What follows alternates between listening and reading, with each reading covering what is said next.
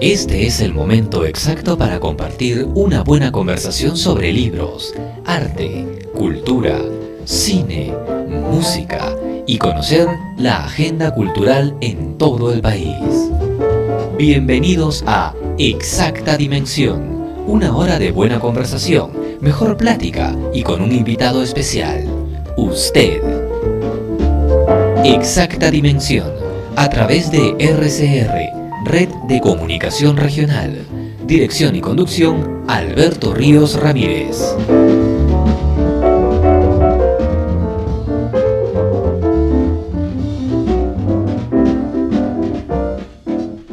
Hola, ¿cómo están? Esto es Red de Comunicación Regional, RCR.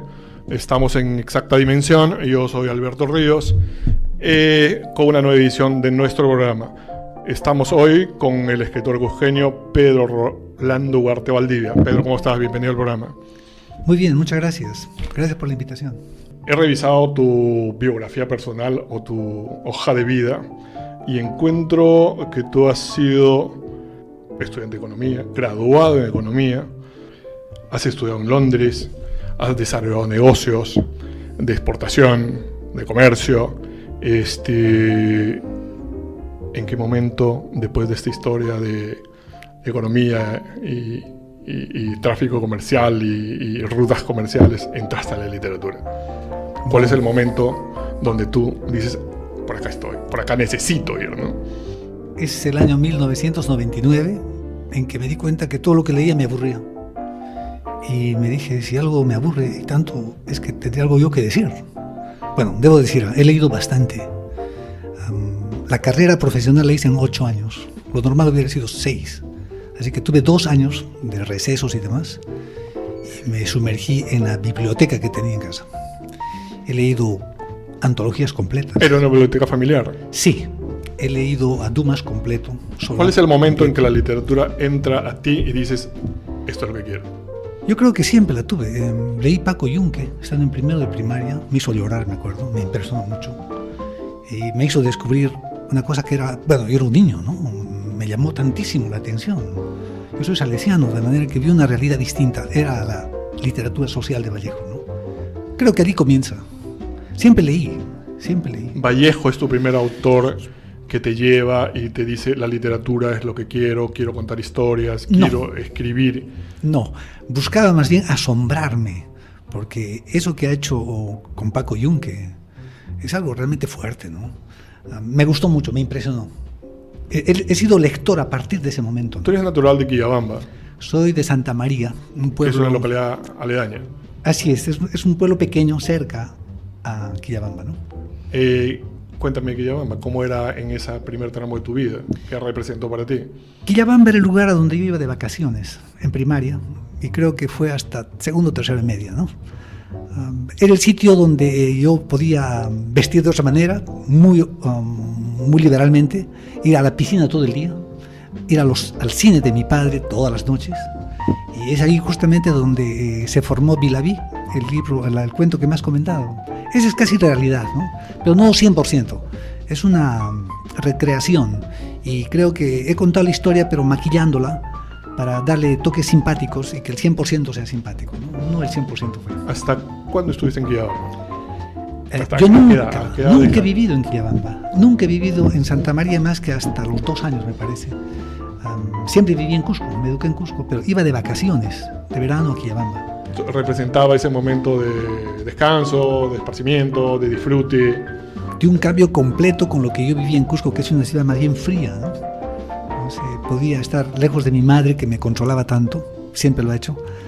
Me sentía distinto, era otro. ¿Cuál es el Cusco que más recuerdas? ¿En qué momento dices Cusco es una ciudad, por ejemplo, es una ciudad estupenda, maravillosa, ¿no? Este es un encanto extraordinario. ¿Cómo es que es Cusco para ti ya la ciudad fría que tú dices, ¿no? Cusco es eso, ¿no? El casco monumental, y en el casco monumental es la Compañía de Jesús, el lugar donde fui monaguillo durante 4 años, ¿no? Y ayudé sin parar y sin fallar una vez, durante 4 años, al padre Manuel Montero, la misa de 6, una misa que ya no existe. La primera misa es a las 7, ¿no? ¿En la misa de 6 de la mañana? Sí. Y era especial porque yo además era salesiano, he sido 10 años salesiano, y en la mañana dábamos la comunión a casi toda la congregación salesiana que bajaba del cerro, del colegio. Y era extraño realmente porque yo era alumno de ellos y les alcanzaba la patena y comulgaba, ¿no? El director del colegio, de la secundaria, era especial, ¿no? Creo que ese es el Cusco para mí, el colegio, y también la universidad, por supuesto, ¿no? ¿Estudiaste en la Universidad de San Antonio Abad? Soy de San Antonio Abad. Fui cachimbo el año 69 y me gradué el año 76. De ahí en adelante desarrollas tu actividad como economista y como empresario. Sí, estuve en Londres un par de años, volví, estudié microeconomía, que me sirvió de base para hacer la inversión de café durante 12 años, hasta que llegó el año 90 y me retiré. E inicié otras cosas, ¿no? Entre los libros que he encontrado y que te involucran, hay una edición particular que se llama Las mujeres más sufridas son los hombres. Es una edición preparada con Cecilia Granadino, Hernán Santibáñez, tú, María Fajardo, Nancy Vega. Ahí, en esa recopilación de cuentos, encuentro una suerte de ideario o una suerte de arte poética de tu narración. Y dices, escribo porque me gustan las palabras, solas o acompañadas. Las palabras son grafía, sonido, significado. Su poder de evocación, sugerencia o provocación, muchas veces su misterio, precisión o ambivalencia, proximidad o lejanía. ¿Qué te deslumbra? ¿Qué evocas con la palabra? ¿Qué te sugiere? Te agradezco por haberlo leído también. La palabra es la fuente de todo, ¿no? Creo que lo primero fue la palabra. Yo estoy leyendo en este momento un libro, me encanta ese libro, es mi tercera lectura, creo, Atahualpa, la tragedia de Atahualpa de Segismundo Lusa, y dice lo mismo.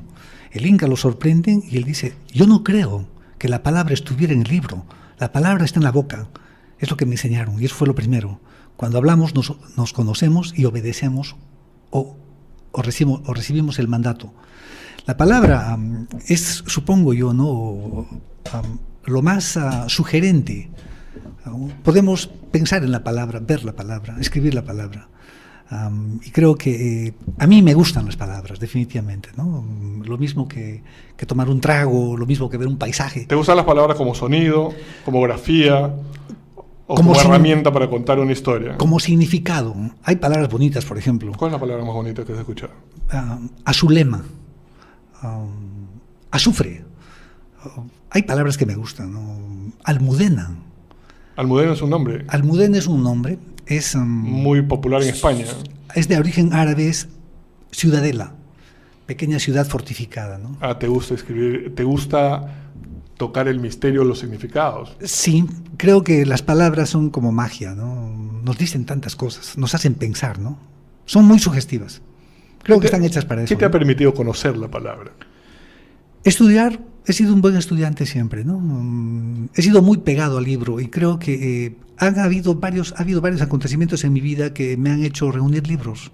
Tuvimos un conflicto familiar muy serio y al final yo fui quien tuvo todos los libros. Y tuve de niño la idea de que era mi obligación leerlos todos, ¿no? Sí, y he leído enciclopedias, he visto muchas cosas. Afortunadamente había buenos libros, ¿no?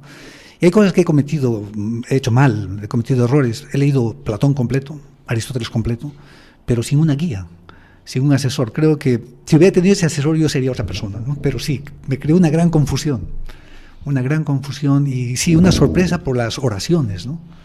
Pero a veces esa confusión es abre el camino, ¿no? Algo bueno ha quedado, ¿no? Algo bueno ha quedado. Cuando tú escribes, dices cabilo, indago, ato cabos, descargo y por fin con abrumadora dificultad y lentitud intento la escritura. ¿Cómo es la tarea de escribir? La tarea de escribir para mí es un milagro. Es un acto de artesanía, es un acto de labrar, es una piedra que hay que limar. ¿Cómo lo ves? Es eso que has dicho, muy bien. Es también eso. En mi caso, es tener una idea de hacer un cuento. Debo comenzar, ¿no? El año 99 me dije, me aburre todo, entonces podré escribir algo, seré capaz. Además, te digo, era muy dado a escribir cartas comerciales, muy dado a eso, me gustaba muchísimo hacer eso. Entonces, ¿qué eran las cartas comerciales? Cartas comerciales son aquellas que se cursan entre las personas que están haciendo negocios, o aquellas que cursamos al banco cuando tenemos algo que reclamarle, ¿no?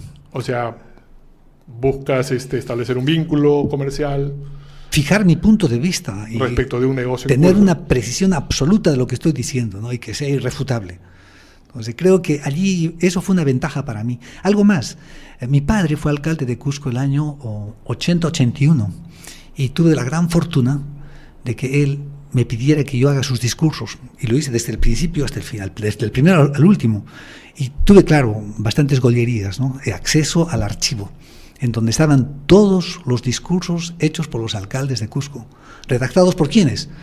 Por Luis Nieto Miranda, poeta reconocido de Cusco, Lucho Nieto, autor del himno al Cusco, y de Gustavo Pérez Ocampo. O sea, me tomó como 2 semanas, me acuerdo, imbuirme de eso. Hice mi primer discurso. Para mí fue muy halagador porque mi padre me llamó y me dijo, este discurso, me dijo, ¿de dónde es?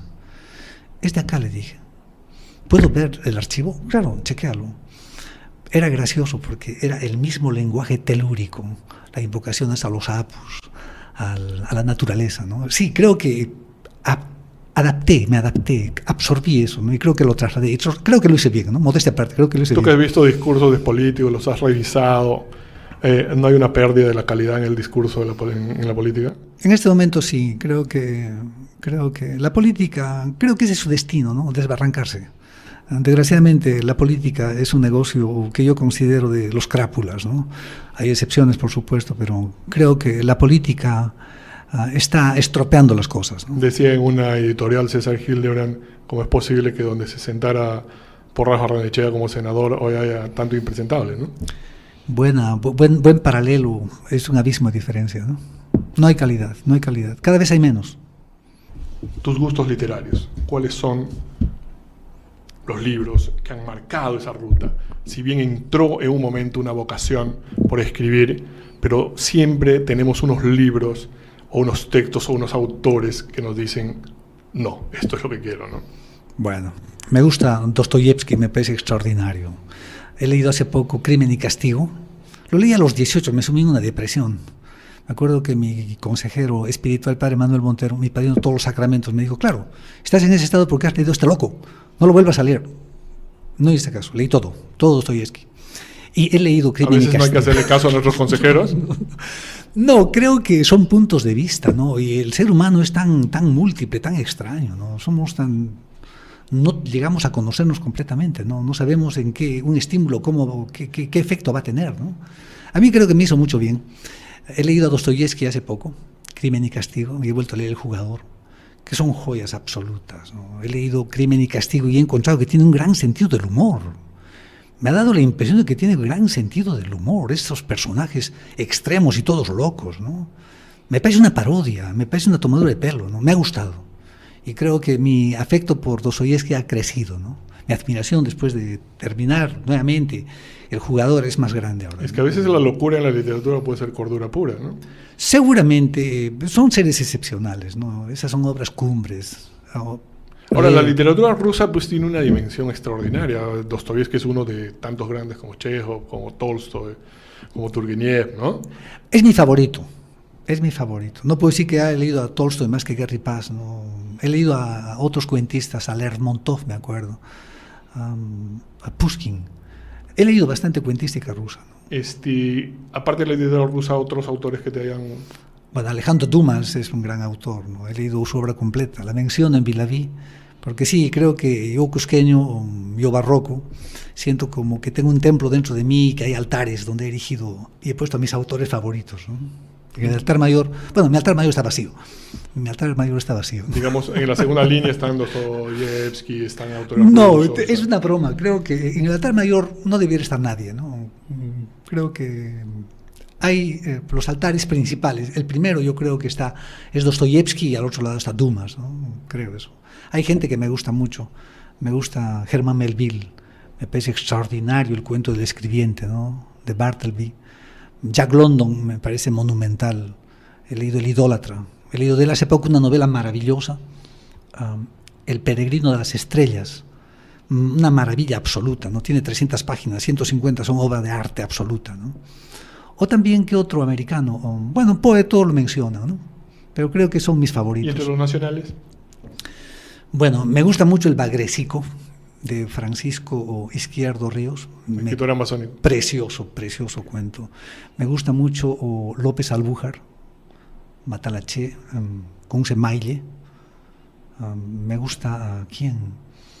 Bueno, Vallejo, de más decirlo, ¿no? Paco Yunque. Abraham Valdelomar no tanto, me parece menor, pero sí sé que lo quieren mucho en Lima. En la costa lo quieren mucho. ¿Quién más? Ok, está bien. Digamos, ese es un universo ya bastante importante para construir un ideario, un imaginario literario, ¿no es cierto? Sí, sí, debo decir, Aventura García Calderón, El alfiler, me impresionó mucho, ¿no? Cómo es que un padre puede hacer algo así, como en la historia, ¿no? No sé si lo sepas, pero es un hacendado cuya hija se casa y muere al poco tiempo. Y el viudo se casa con la segunda hija del hacendado. Entonces, en el momento de entregarla a la segunda hija, le dice: esto por si te vuelve a ser infiel. Es el alfiler con que el marido mató a la mujer, ¿no? Ese es Ventura García Calderón. Claro, perdón, tenemos que mencionar Ribeiro de todas maneras, ¿no? Creo que Julio Rivero es el cuentista mayor del Perú. ¿Es posible bueno, calificarlo en esa dimensión? Porque la obra es monumental, ¿no? Es por fantástico. los medios, yo creo que sí. Yo creo que por los amigos que tiene en Lima también, ¿no? Pero al margen de eso, creo que es un gran cuentista, ¿no? Me gusta Reader y el Pisapapeles. Me gusta Solo para fumadores. Silvio en el Rosedal, La insignia. Tiene muy buenos cuentos este flaco, ¿no? Muy buenos, y yo le agradezco. Sí, me parece que Silvio Rosedal es un cuento extraordinario en la pureza y en la limpieza de su redacción, ¿no? Sí, es un libro, es un cuento artístico, ¿no? Pedro, tú has escrito un sinnúmero de cuentos, has sido antologado, encontrado entre los antecedentes un libro editado por el Instituto Nacional de Cultura, Antología de Cuentos en Español, que tiene como leitmotiv el Quijote, ¿no es cierto?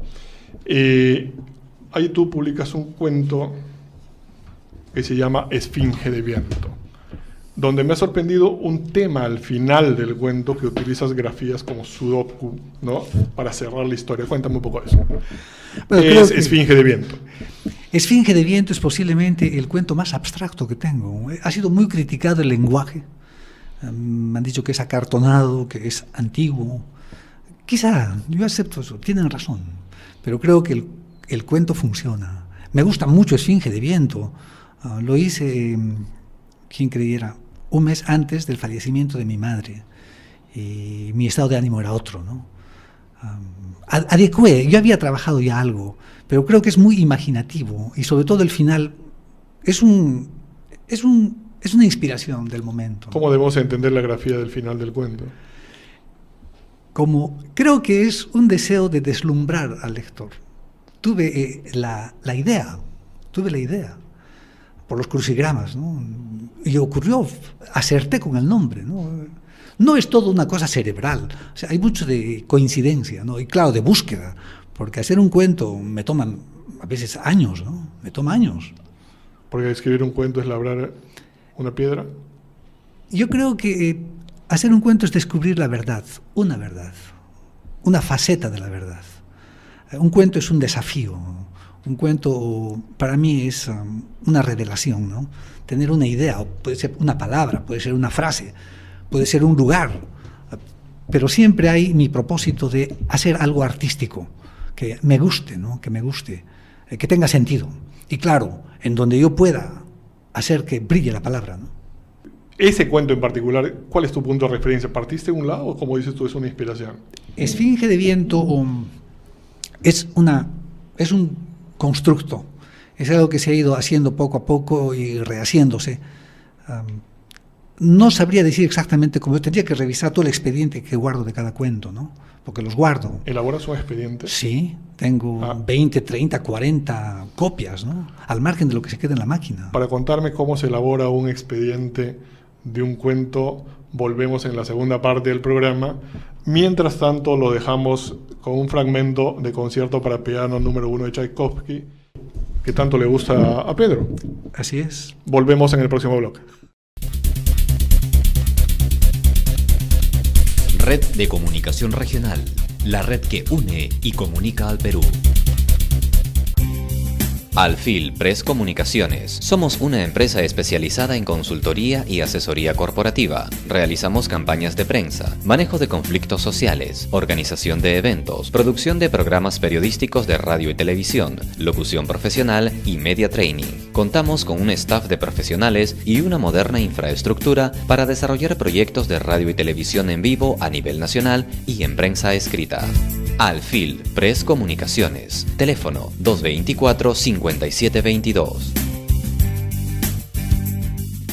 Red de Comunicación Regional, RCR, es la plataforma de comunicación virtual que permite enlazar y transmitir programas y contenidos periodísticos en cada una de las regiones, capitales, distritos y localidades del Perú. RCR está conformada por un equipo multidisciplinario de profesionales vinculados a la comunicación y al desarrollo social, que nos permite producir programas y espacios periodísticos con contenidos ligados a la actualidad regional y nacional, a proyectos de inversión pública y privada, educación, salud, emprendimiento empresarial local y al impulso de capacidades productivas. RCR está integrada a las principales estaciones de radio del interior del país, garantizando la cobertura en capitales de regiones, distritos, localidades y comunidades, así como la participación interactiva de sus autoridades, representantes, dirigentes y colectividad en general. RCR, Red de Comunicación Regional, la red que une y comunica al Perú.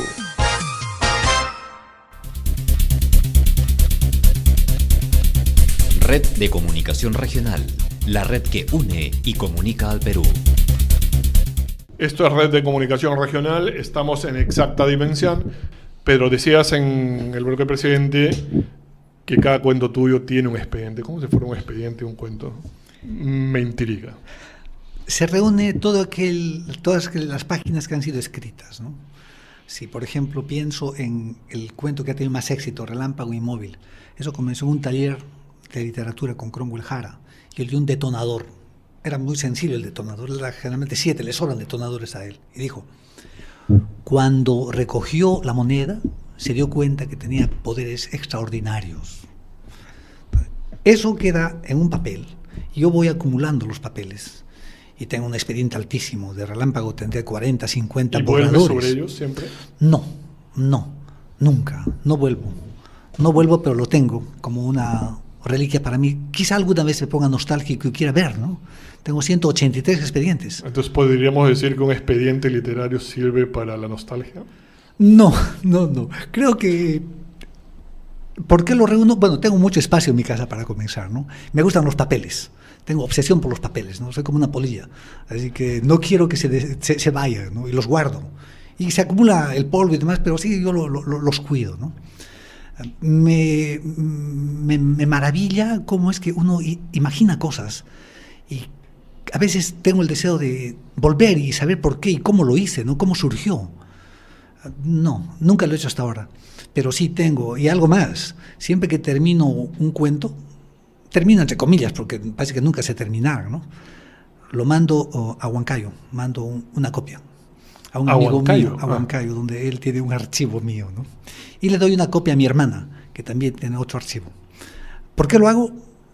Creo que es por cortesía, no es por temor a perderlo, ¿no? Que también hay, por supuesto.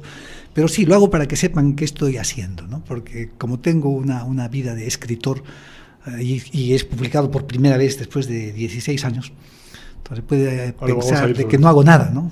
Sí, quiero que alguien tenga la evidencia de que estoy haciendo, ¿no?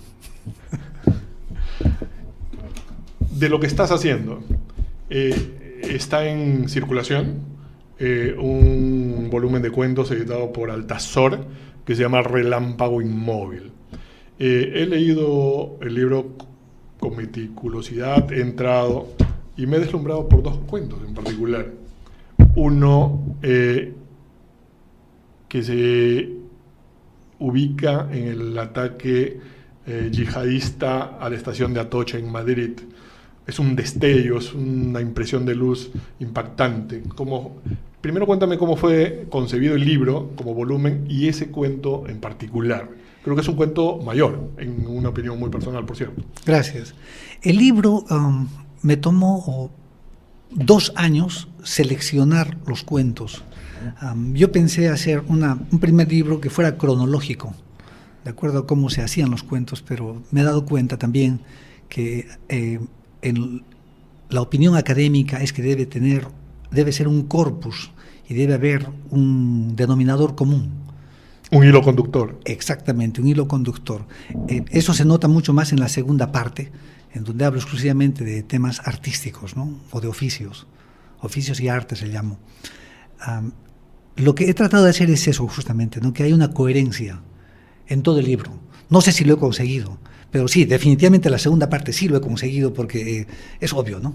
Es obvio, no se puede cambiar. El músico, el artista, el escultor, el pintor, el cantante están ocupados en el arte, ¿no? En la primera parte sí, y has mencionado Viaje Infinito. Viaje Infinito, yo la verdad no sabría decir cómo exactamente lo he hecho ahora, pero me ha tomado mucho tiempo. He conversado con 25 personas y ha habido una española que ha corregido la terminología para que sea adecuada, ¿no? Has conversado con 25 personas para construir la historia que te indicaban que limpiaban el camino, que me ilustraban, porque la gente cuando conversamos con él y cuando mostramos un cuento a medio hacer en Agraz, nos abre ventanas y nos abre puertas, no lo sabe, pero conversando, verbalizando, es que surgen muchas ideas, ¿no? Es por eso que voy a talleres, porque se conversa, a veces de manera muy agresiva. Entonces, en Viaje Infinito, tuve la suerte, ¿no? Bueno, es que además lo hago siempre, yo soy un tipo obsesivo con lo que hago, ¿no? Soy un tipo caprichoso. Si tengo que hablar de locomotoras, por ejemplo, yo tengo que hablar con un maquinista, ¿no? Tiene que enseñarme la máquina, tiene que mostrarme cómo funciona y cómo arrancar la locomotora, ¿no? En el caso de Viaje Infinito, que es el maravilloso tren AVE, que va de Zaragoza a Madrid, de Madrid a Zaragoza y vuelve infinitas veces, he conversado, y llevé cuenta y anoto quiénes fueron y qué día y a qué hora y qué dijeron, ¿no? Y fue una española, amiga mía, la que al final le dio los toques para que haya ese gracejo, ¿no? de los españoles, porque se lleva a cabo en Madrid, ¿no? Al final del volumen existe un cuento que también me parece estupendo, que se llama Vilaví, que tiene como eje de la narración un cine. Exactamente, el cine de Teatro Aranzábal de Quillabamba, que fue de mi padre, ¿no? Y de mi tío, era propiedad de ambos. Cuéntame. Bueno, el cine Aranzábal se compró posiblemente el año 54, 55, yo era muy niño, algo me acuerdo, yo nací el 51, mi padre equipó eso, yo me acuerdo de haberlo visto a él, ¿no? Él mismo, dirigiendo a la gente, ¿no? Y quien creyera, lo volví a ver años después, no había cambiado nada, excepto las butacas y las cortinas, y eso lo administraba mi abuelo Carlos, que en su vida... ¿Para cuántos espectadores? Era un buen cine, tendría quizá, no sé si exagero, 260. Era un buen lugar, tenía mucha resonancia, me gustaba el sitio, sobre todo cuando estaba vacío, estaba impecable, ponían la música criolla y era una delicia escuchar, ¿no? Había mucha gente que iba y se sentaba solamente para escuchar, tenía muy buena acústica. Entonces, el cine Aranzábal, yo mandé películas durante 12 años allí, de manera que nos hemos esmerado de que ese cine tuviera una buena cartelera, ¿no? Era un buen lugar, definitivamente. Y el abuelo Carlos era un tipo pintoresco, lo digo allí, era el tío de todo el pueblo. Lo que yo no sabía es cómo hacía para cobrarles a todos, porque siendo el tío debía invitarlos a todos, ¿no? Pero sí. ¿Qué películas recuerdas de esos Ben-Hur recuerdo una de la Segunda Guerra Mundial, de alguien que fue héroe, el más condecorado y luego murió, Audie Murphy, Regreso del Infierno, me acuerdo La Máscara Púrpura, me acuerdo de qué, el FBI me acuerdo también. ¿Tú crees que esas historias alimentaron tu vocación literaria? Definitivamente sí, en mí hay algo de la cinematografía, ¿no? Yo procuro que aquello que cuento se pueda casi visualizar, ¿no? Definitivamente es el cine, definitivamente, ¿no? Es. Celebro que te guste ese cuento. Me han dicho varias cosas sobre él, por ejemplo, que es el más débil de todos, que es el menos trabajado, el menos intelectual. A Cromwell le ha gustado mucho, a Cromwell Jara. Ha gustado a mucha gente Vilaví y me alegra mucho porque yo lo he escrito con mucho cariño, ¿no? ¿Y las demás historias?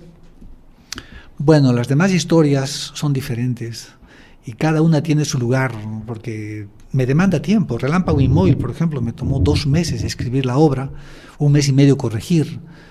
Hay mucho trabajo, hay mucho de, has dicho tú, artesanía. No, yo me considero más bien como un soldado que está en una trinchera de palabras, ¿no? Tengo que ganar esa batalla, tengo que reunir la munición suficiente y disparar donde yo quiero y dar en el blanco, si es posible, ¿no? ¿Este volumen de cuentos está en el mercado todavía? Está en el mercado. El público lo puede encontrar en cualquier librería. Lo puede encontrar, está editado por Altasor. Creo que han hecho un excelente trabajo. Yo le agradezco a Willy del Pozo, se han esforzado muchísimo. Se han esforzado y yo estoy muy contento, ¿no? Ha quedado muy bien el libro. Me has mencionado al lector piurano Cromwell Jara, que es un tallerista importante en la ciudad. Tu experiencia con los talleres y la posibilidad de trabajar en ellos, la creación, a veces dices que hay intercambio de opiniones durísimas. ¿Para qué sirven los talleres literarios? Yo creo que sirven para pulir las armas. Un taller literario no difiere mucho de un taller de artesanía, que a mí me gusta tanto, por ejemplo, de tallado de madera. ¿Por qué me gusta? Porque los instrumentos están sobre la mesa y podemos utilizarlos. Tengo una idea, estoy en el taller de ebanistería, pues se lleva a cabo en el acto, y en el taller de escritura exactamente igual, ¿no? Con Cromwell tenemos una amistad desde el año 2002. Yo tuve la suerte de conocer a la Casa Mariátegui, donde él enseñaba, después de haber escrito casi 10 cuentos. Me acuerdo, una cosa muy graciosa, ¿no? Hay un cuento que está en este libro, se llama El lienzo. El año 2002 ese cuento fue finalista del COPE. Era mi 3er, 4 cuento. Muy bien. Y en el taller de Cromwell, recién nos conocíamos, leí mi trabajo, leí el lienzo. Y él me dijo algo gracioso, me dijo, así se escribía en el siglo XIX. Parece como que el propósito no es contar la historia, sino hacer brillar las palabras. Creo que el lienzo es una buena muestra de lo que yo hago, ¿no? Es mi 4º, 5º cuento. ¿Tú crees que esa sea una elección para crear, contar una historia o hacer brillar las palabras? ¿O pueden jugar las dos juntas? Todo eso tiene que ir, todo eso. Yo creo que el escritor tiene que sacar a relucir absolutamente todo su instrumental.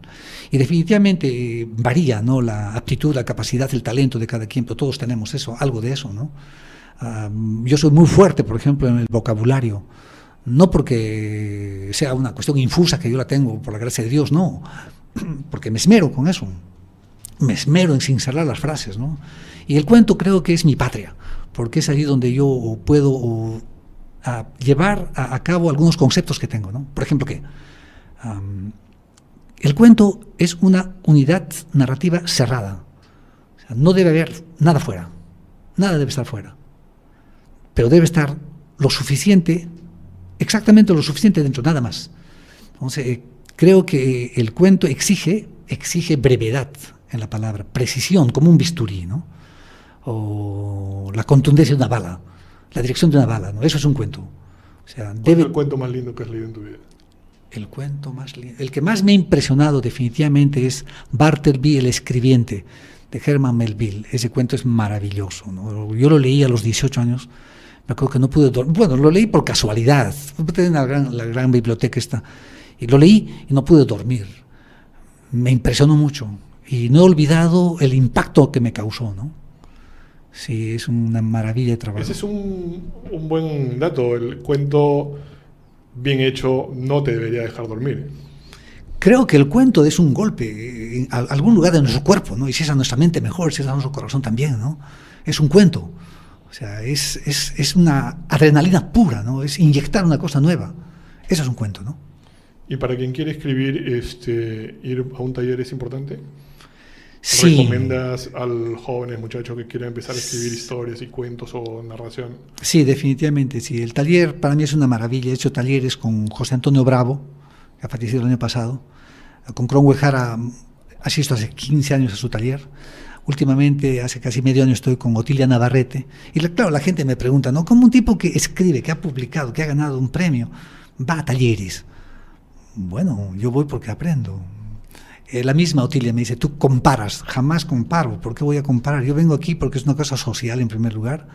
Soy vecino, estoy cerca, dejo de ser algo que quizá es menos importante que esto y vengo y me gusta y aprendo. Porque yo lo que hago es buscar temas. Tengo 183 temas, creo sí, que me he horadado por dentro, me he buscado y revisado todo.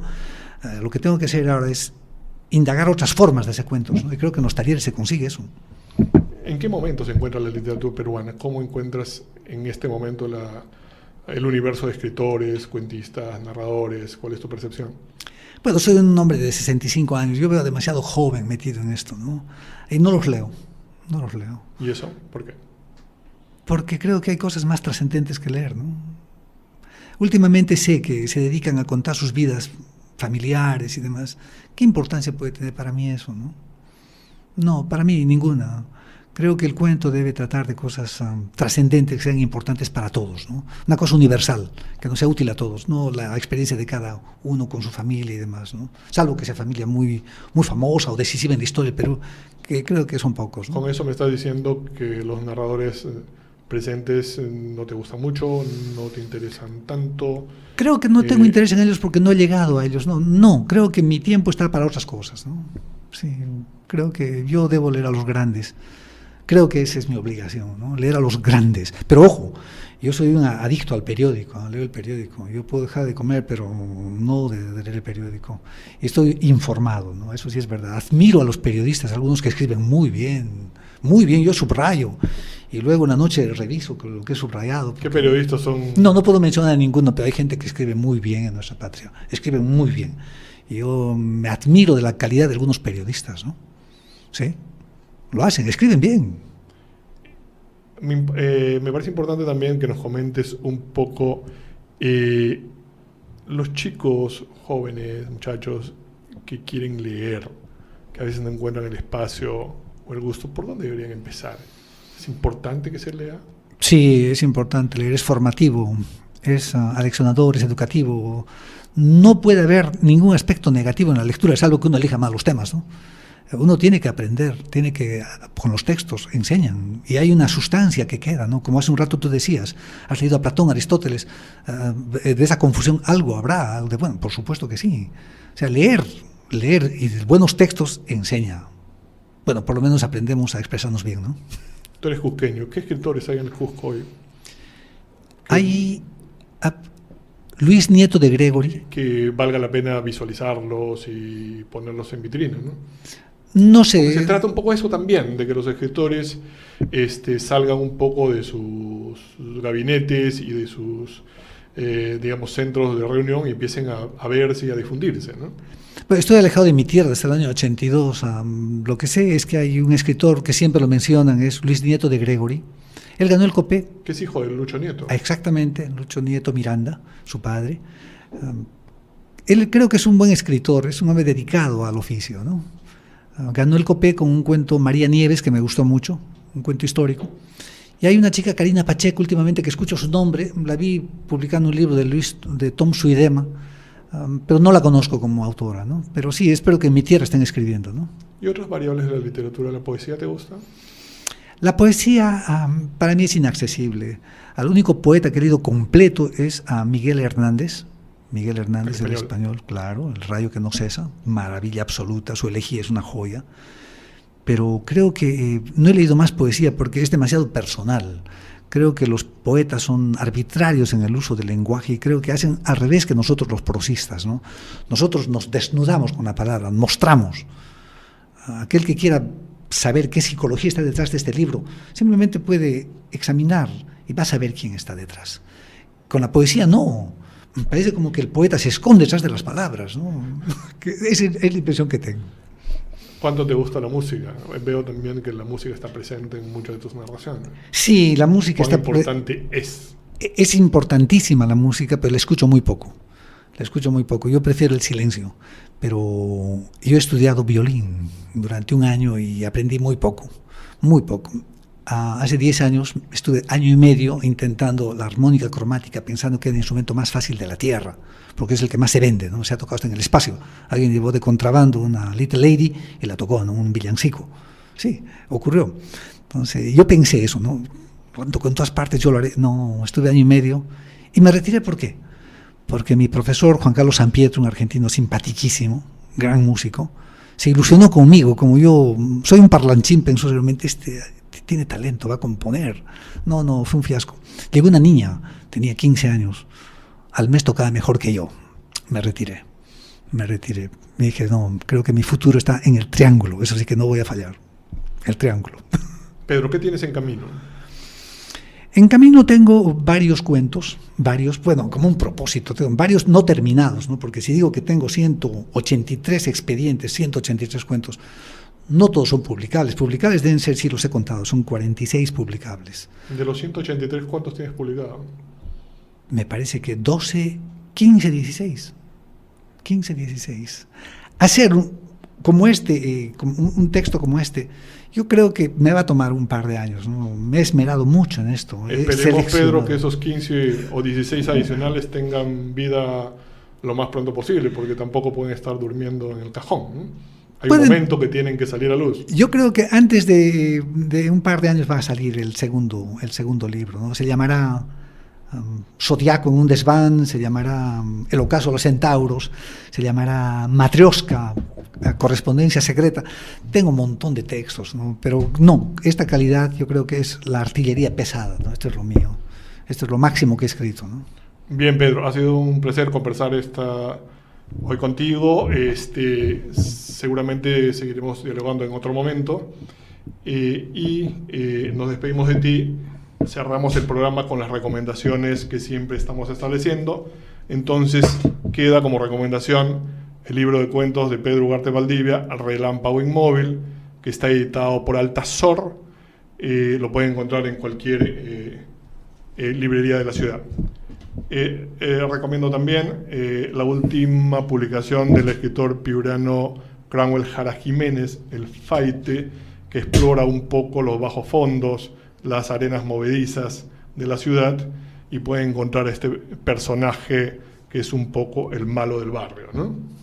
Resulta recomendable, encontrado en una visita al Instituto de Estudios Peruanos, esta investigación elaborada por Dini Casencios, que se llama La Ciudad Acorralada, Jóvenes y Sendero Luminoso en Lima de los 80 y 90. Es una investigación de campo importante que ha recopilado el testimonio de jóvenes que se asimilaron en su momento a Sendero Luminoso y explican cómo y por qué lo hicieron. Para seguir comprendiendo la historia reciente de nuestro país, es importante recuperar y difundir trabajos como este. Bien, los dejamos en el cierre del programa con un tema musical que también le gusta mucho a Pedro. Es Concierto para Violín número 1 de Paganini, y con eso nos despedimos hasta el próximo programa.